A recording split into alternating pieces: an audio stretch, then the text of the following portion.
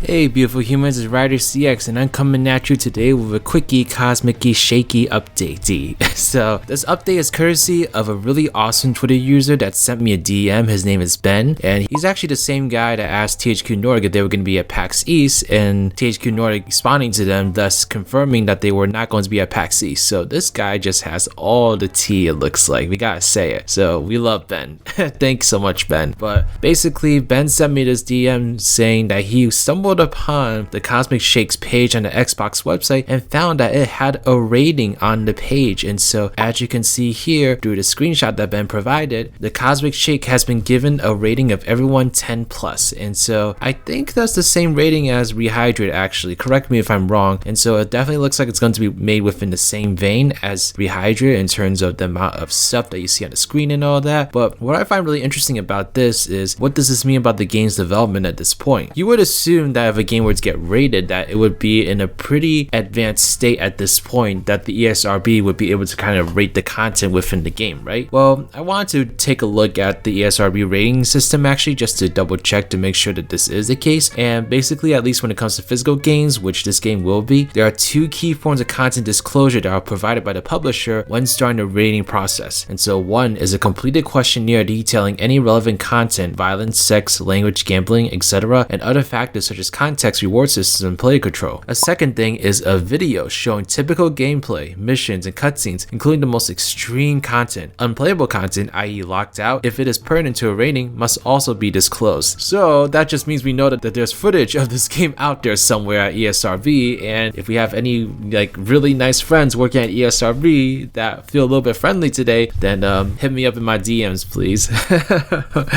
But the website doesn't specifically state that the game has to be in a very finished state. It just has to show enough content to warrant its rating. And so this doesn't necessarily mean that the Cosmic Shake is being close to finish, but it definitely means that the Cosmic Shake has advanced enough that THQ Nordic feels is appropriate to get the game rated at this point. And so take with that as you will. It sort of just means that the game is definitely progressing nicely, and we may be getting some news pretty soon because it looks like they do have something to show. It's just questionable when they're gonna actually show it. But I mean, this is pretty cool news nonetheless, because knowing that the game is rated and that it's been shown to people outside the team really just shows that this game may be ready to finally get some news being released. I mean, I don't know. I feel like I made quite a few Cosmic Shake videos in the last week actually, talking about things that may or may not be related to the game's progression, but I don't know. I'm just really hoping that we get something soon. You know, my hype for Cosmic Shake is starting to get reignited just because I'm starting to realize just how long it is since we've actually seen anything on this game. You know, just anything, like even just a small interview with a website, you know, about the game's details. You know, just give us some teasing details or something. I just want to know what's going on with this game. Oh gosh, THQ Nordic, you're gonna get me started all over again. But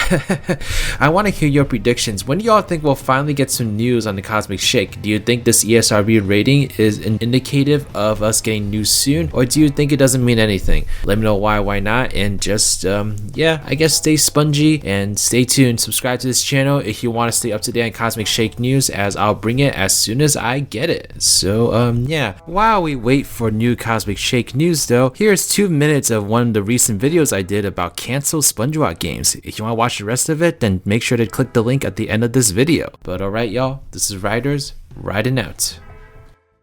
Hey beautiful human, it's RidersDX and we've got a super interesting video topic for you all today. More like an infernal waste of time. Oh yes, and we're being joined by the Overlord today for some reason. I've realized that by letting you go your merry way, putting out whatever kind of stupidity you deem worthy of a channel of my stature is a recipe for disastrous results. Thus, I am here to ensure that the littlest of shenanigans occur to maximize our profits and dominance.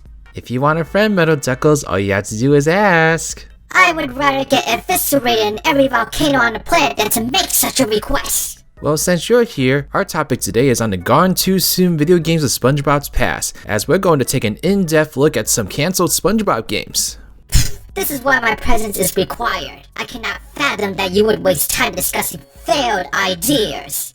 Hear me out. Sure, these games were cancelled for one reason or another, but that isn't always because of their quality. There could have been time crunch, ideas deemed too bizarre by executives, or whatever else. Doesn't necessarily mean these ideas are actually terrible. In fact, I have a strong suspicion you'll find something to like here. daring words coming from an imbecile.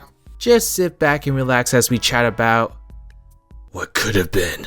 The first game we're going to chat about is SpongeBob Squarepants and Nicktoons Gravejet Racing. This was a racing game planned for release in 2009 featuring characters from SpongeBob, Barnyard, Ren and Stimpy, Fanboy and Chum Chum, My Life as a Teenage Robot, The Mighty Bee, and maybe even more. This game must have been pretty far in development as the ESRB rated the game and gave it an E rating along with stating that it was intended to be released for the Xbox 360 and PC. There was also reportedly a Wii version development, but it seemed to have been scrapped before the rating. To this day, however, we still don't know who was actually developing this game. We do know of some people that were involved in it, but not an actual developer. The game would have played similarly to F-Zero in the sense that it was designed to be a futuristic racer. It had a feature for battling with weapons along with panels on the track, which when a character drives over them, the cart would have slowed down or spun out. Every character would be assigned a unique cart which stayed in the art style of the series, represented but made into futuristic versions. SpongeBob, for instance, seems to be sporting a vehicle based heavily off a boat, but it's got rocket-fueled pipes for that futuristic style. We've actually got detailed pictures of the models of other vehicles like Fanboy Chum, Bessie from The Mighty Bee, and XJ9 from My Life as a Teenage Robot. There's also one of Ren and Stimpy of the actual models placed in the vehicle, so this all looks really cool.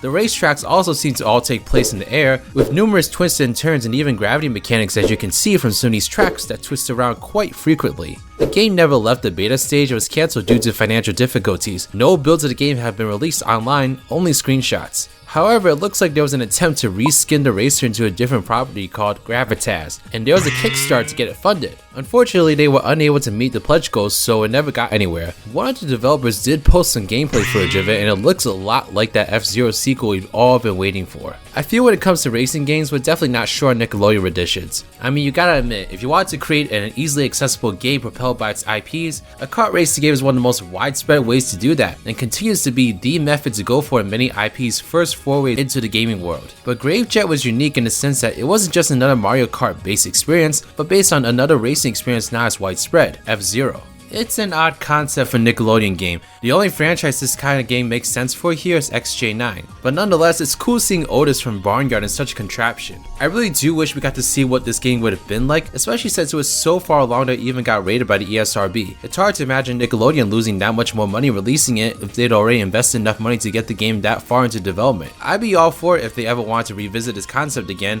and it'd be wild seeing some of the more modern Nicktoons make it in here like the Loud House and what their vehicles will look like. It's admittedly a less appealing concept than a simple kart racer, but I really appreciate the out there idea for Nickelodeon. It's those kinds of games that always spark the most discussion and interest, so maybe one day? Thank you so much for watching this video. Special shout out to my patrons, New Gamer Hub, Team Rattle Sign Gamer, Trash Q, Claw84. These are my patrons / YouTube members. If you'd like to become a patron or YouTube member and get access to a whole bunch of different perks, then please check out the links in the description box below.